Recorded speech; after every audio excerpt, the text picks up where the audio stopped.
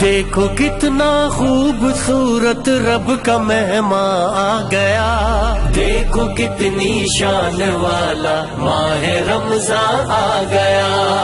نحمده ونصلي ونسلم على رسوله الكريم، أعوذ بالله من الشيطان الرجيم، بسم الله الرحمن الرحيم۔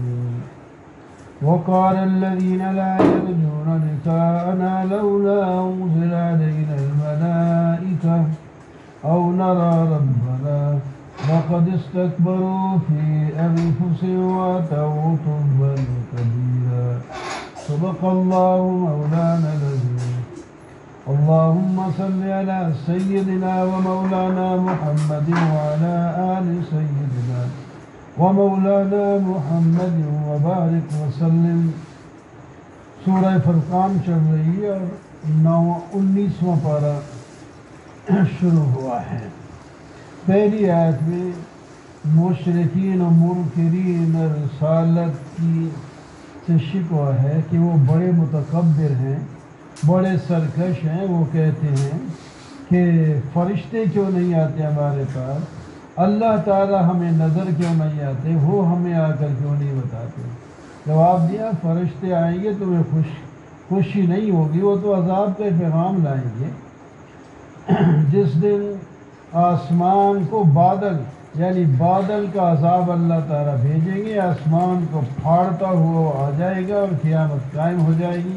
فرشتے اس وقت پردے باندھ کر نیچے آئیں گے، اللہ کا جو حکم ہوگا اس پر عمل کریں گے۔ آج اعتراض کرتے ہیں، کل یہ ظالم اپنے ہاتھ کاٹ کر کے کہیں گے کہ کاش کہ ہم اللہ کے رسول کے ساتھ کوئی راہ پا لیتے، فلانے یعنی شیطان اور شیطان جیسے کو ہم دوست نہ بناتے، انہوں نے ہمیں گمراہ کر دیا ہے۔ وقال الرسول یا رب ان قومی، اور اللہ کا رسول قیامت کے دن کہے گا یا اللہ اس قوم نے قرآن کو چھوڑ دیا تھا۔ جس قوم کے خلاف اللہ کا پیغمبر شکوہ کرے گا تو اس قوم کا کیا ٹھکانہ ہوگا، جہنم میں جائیں گے۔ دوسرا اعتراض یہ کرتے ہیں کہ ایک دفعہ قرآن کیوں نہیں نازل کیا ہے، اور میں اس سے تمہارا کیا تعلق ہے؟ جیسے واقعات اور ضرورات ہوتی ہے اسی طرح یہ قرآن اترتا چلا جاتا ہے، اور تو ساتھ بار بار وہی سے دل بھی مضبوط ہوتا چلا جاتا ہے۔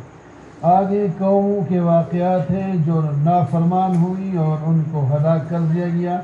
ان میں موسیٰ علیہ السلام کی قوم یعنی فرعون والے لوگ ہیں، قوم عاد، قوم نوح، قوم ثمود وغیرہ کے واقعات اختصار کے ساتھ بیان فرما دیے۔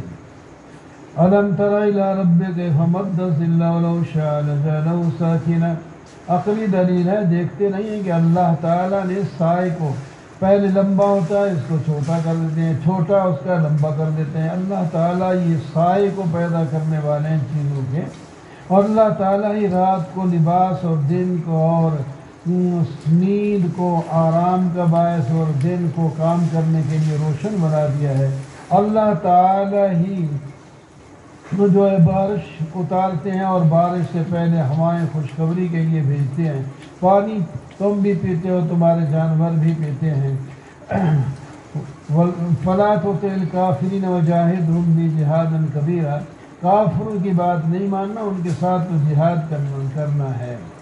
وَيَعْبُدُونَ مِن دُونِ اللَّهِ مَا لَا يَنفَعُهُمْ وَلَا يَضُرُّهُمْ، یہ ایسوں کی بات کرتے ہیں جو نفع نہیں دیتے، ان کو نقصان دیتے ہیں، پھر بھی لگے ہوئے ہیں۔ ہم نے تو آپ کو صرف خوشخبری دینے والا اور نافرمانوں کو ڈرانے والا بنا کر کے بھیجا ہے۔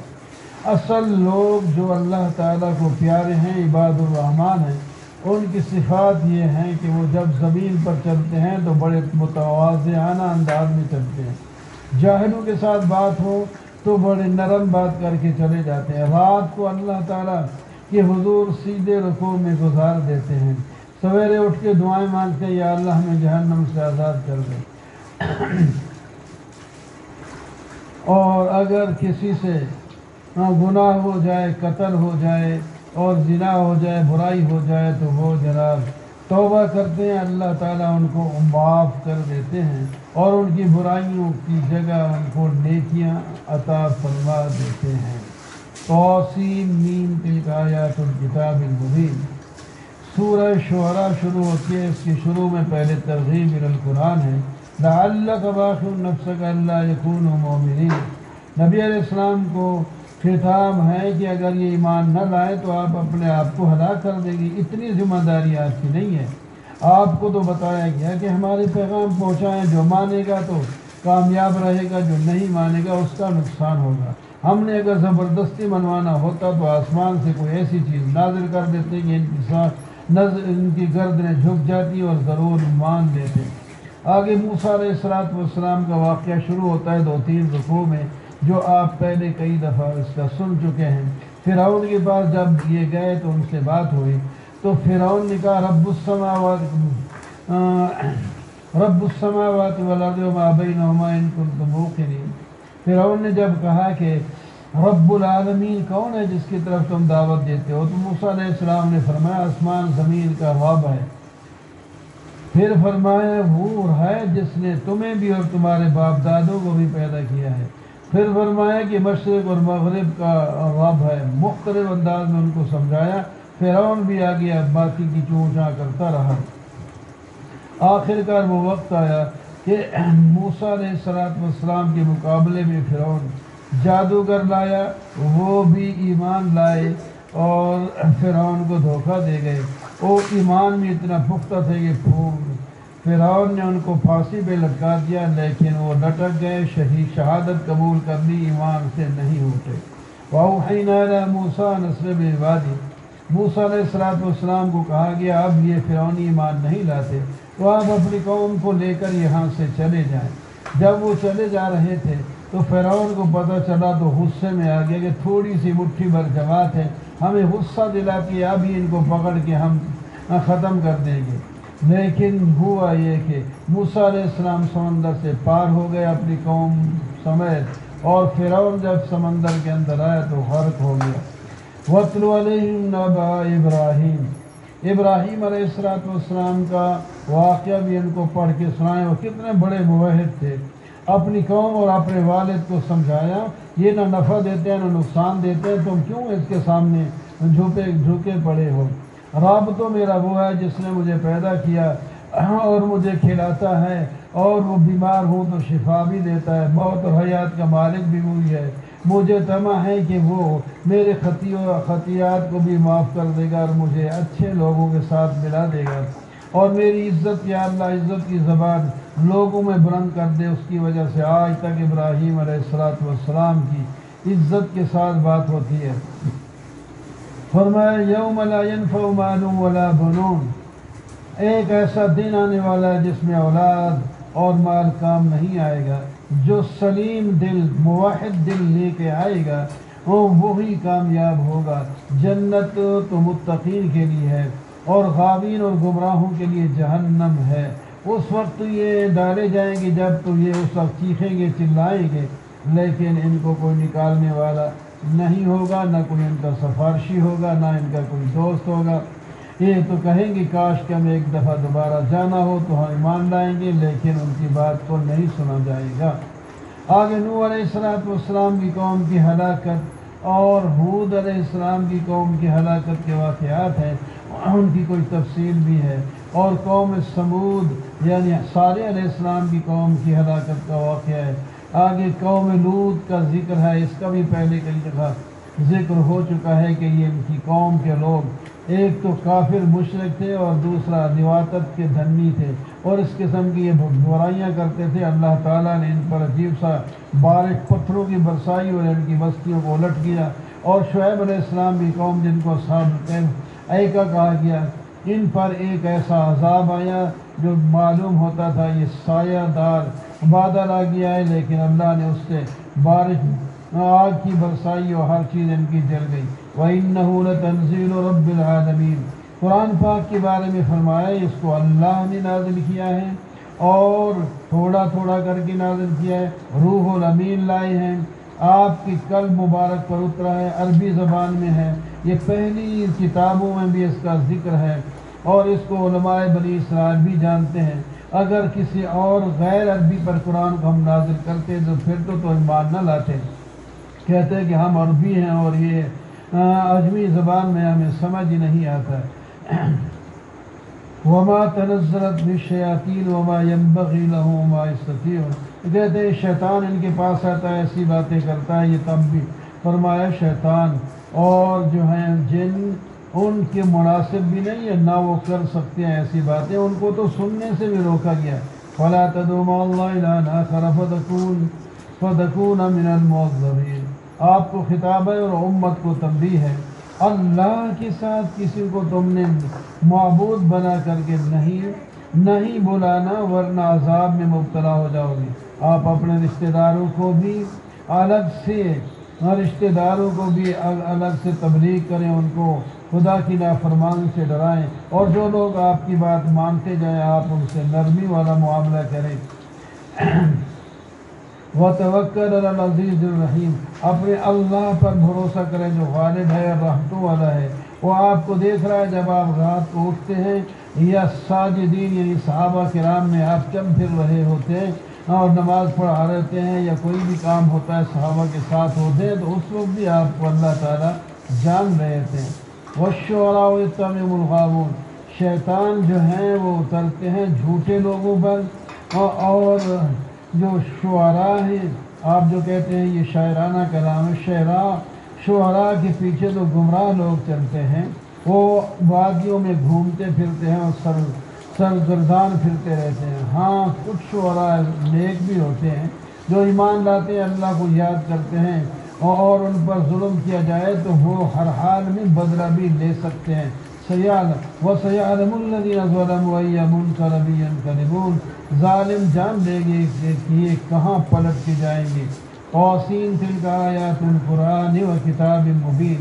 سورہ نمل شروع ہوتی ہے اور شروع میں قرآن پاک کی طرف ترغیب ہے، اور نیک لوگ جو قرآن کو ماننے والے ہیں ان کی صفات ہے، وہ نماز قائم کرتے ہیں، زکوٰۃ ادا کرتے ہیں، آخرت پر ایمان رکھتے ہیں. جو لوگ آخرت پر ایمان نہیں رکھتے ان کے اگر کچھ نیک اعمال بھی ہیں تو وہ ضائع ہو جائیں گے اور ان کو جہنم میں ڈالا جائے گا، اور یہ سب سے بڑے نقصان میں پڑیں گے. آپ کو قرآن اللہ تعالیٰ کی طرف سے ملا ہے. آگے ایک رسول میں موسیٰ علیہ السلام کا واقعہ ہے، ان کی نبوت ملی، آگ لینے گئے، اللہ نے نبوت دے دی اور 2 معجزے عطا فرما دیے. وَلَقَدْ آتَيْنَا دَاوُودَ وَسُلَيْمَانَ عِلْمًا. آگے حضرت سلیمان علیہ السلام اور ان کے والد حضرت داؤد علیہ السلام کے بارے میں فرمایا یہ دونوں نبی تھے، اللہ تعالیٰ نے ان کو نبوت کا درجہ اور دونوں کو بادشاہ بھی بنایا. سلیمان علیہ السلام تو ان بادشاہوں میں سے جن کی پوری دنیا میں حکومت تھی. انہوں نے شکر ادا کیا. اللہ کا شکر ہے جس نے ہمیں بہت سے بندوں سے زیادہ فضیلت عطا فرمائی ہے. ایک واقعے میں سفر میں جا رہے تھے تو چیونٹیوں کو پتہ چلا تو انہوں نے کہا ان کی جو سردار چیونٹی تھی اس نے کہا کہ اپنے بلوں میں داخل ہو جاؤ، کہیں یہ لشکر سلیمان تمہیں روند نہ دے. یہ بات بھی اللہ تعالی نے حضرت سلیمان علیہ السلام کو پہنچا دی تو آپ ہنس پڑے. فتبسم ضاحکا من قولها. اور پھر شکر ادا کیا، یا اللہ مجھے شکر کی بھی توفیق دے جو آپ نے مجھ پر نعمت کی اور میرے والدین پر بھی، اور مجھے توفیق دے کہ میں اچھے کام کروں. یہ دعائیں ہمیں بھی کرنی چاہیے، ہمیں اپنی رحمت کے ساتھ نیک لوگوں میں داخل کر دیں. دوسرا واقعہ بھی حضرت سلیمان علیہ السلام کے ساتھ پرندے بھی ہوتے تھے. ایک پرندہ گم گیا، اس کی ضرورت پڑی تو وہ تھا نہیں. فرمایا اس کو میں سخت سزا دوں گا یا ذبح کر دوں گا یا پھر اپنے غیر حاضری کی پوری کوئی دلیل پیش کرے. وہ اتنے میں آ گیا اور اس نے کہا میں تو وہاں گیا ہوں جو آپ لوگوں کو پتہ تک بھی نہیں ہے. ایک عورت ہے، وہ بادشاہی سبا قوم ہے، وہاں وہ حکومت کر رہی ہے اور اس کا ایک بہت بڑا تخت بھی ہے، لیکن وہ موحد نہیں ہے، وہ سورج پرست لوگ ہیں. اچھا اگر آپ سچے ہیں تو میرا خط لے جاؤ اور جواب کا انتظار کرنا. خط لے گئے تو اس مائی بڑی سمجھدار تھی، اس نے اس کو اندر پڑھا جس کے اندر تھا انہو من سلیمان و انہو بسم اللہ الرحمن الرحیم اللہ تعالی علیہ واتونی مسلمین. یہ سلیمان علیہ السلام کی طرف سے خط ہے اور اللہ کے نام سے یہ بات شروع ہوتی ہے کہ بڑا مہربان اور نہایت رحم ہے. تم مجھ پر بڑائی نہ کرو بلکہ تم تسلیم ہو کر میرے پاس آ جاؤ. اس نے کابینہ کا اجلاس بلایا اور وہ اپنے کابینہ سے کہا مجھے بتاؤ اس میں مشورہ دو، اب میں کیا کروں؟ کابینہ کے لوگوں نے کہا ہم بڑے قوت والے ہیں، طاقت والے ہیں، اگر جہاد کا تو فیصلہ کرے تب بھی ہم حاضر ہیں، لیکن فیصلہ آخری آپ کا ہوگا۔ بڑی سمجھدار تھی، اس نے کہا بادشاہ جب کہیں بستی میں داخل ہوتے ہیں نا، اس بستی کو تباہ و برباد کر دیتے ہیں، وہاں کی عزت والے لوگوں کو ذلیل کر دیتے ہیں۔ ہم پہلے معلوم تو کریں وہ کیسا آدمی ہے، ہم کچھ ہدیہ بھیجنا چاہتے ہیں، اگر اس نے ہدیہ قبول کر لیا تو معلوم ہوگا وہ دنیا پرست ہے، پھر اس کے ساتھ لڑیں گے، اگر ہدیہ قبول نہ کیا تو پھر ہم ان کو تسلیم کر دیں گے۔ ایسا ہی ہوا۔ جب وہ ہدیہ لے کر آئے تو حضرت سلیمان علیہ السلام نے فرمایا تمدوننی بمال، تم میری مال کے ساتھ مدد کرنے کے لیے آئے ہو، میرے پاس تو اللہ تعالیٰ نے اتنا مال رکھا ہے سنبھالا ہی نہیں جاتا، جاؤ ان کو کہہ دو یا تو تسلیم ہو کر کے آؤ، ورنہ میرا لشکر آتا ہے اور ان کا تم مقابلہ نہیں کر سکو گے۔ ان کو جب پیغام پہنچا تو فوراً ہی وہ مائی اور اپنی قبیلہ کے لوگوں کو لے کر چل پڑی۔ حضرت سلیمان علیہ السلام کو پتہ چلا تو انہوں نے اپنی مجلس میں فرمایا تم میں سے کون ہے کہ ان کے آنے سے پہلے اس کا تخت میرے پاس لائے؟ ایک بڑے جن نے کہا تمہاری مجلس برخاست ہونے سے پہلے ہی میں وہ تخت لا کر آپ کو پیش کر دوں گا۔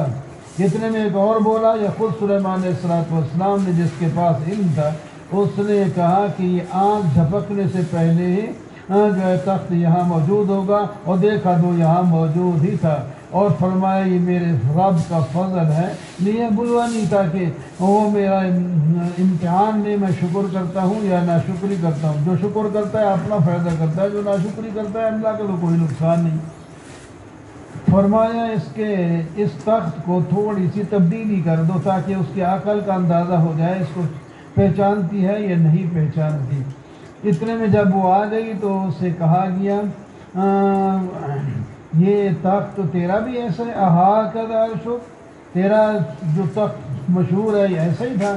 اس نے کہا کأنہ ہو، یہ تو گیا کہ وہی تو ہے ہی، ہمیں پہلے پتہ چل گیا کہ اس سے آپ نے اس کو کفر سے روک دیا کہ اندر سورج پرستی نہیں کرنی، اللہ پرستی کرنی ہے، اور اس کو بٹھانے کے لیے فرمایا اس کمرے میں چلی جاؤ، اور اس کا جو کمرے کا فرش تھا وہ شیشے کا تھا، اور اس کے نیچے پانی چھوڑا ہوا تھا، وہ سمجھی کہ شاید یہ کوئی جہاں سے میں گزر کے کمرے کی طرف جانا ہے تو یہ پانی گہرا ہے، تو کپڑے ذرا اوپر سمیٹنے لگی، فرمایا نہیں، یہ ایک شیشے کا فرش ہے، نیچے پانی ہے، وہ پانی آپ کو گیلا نہیں کرے گا۔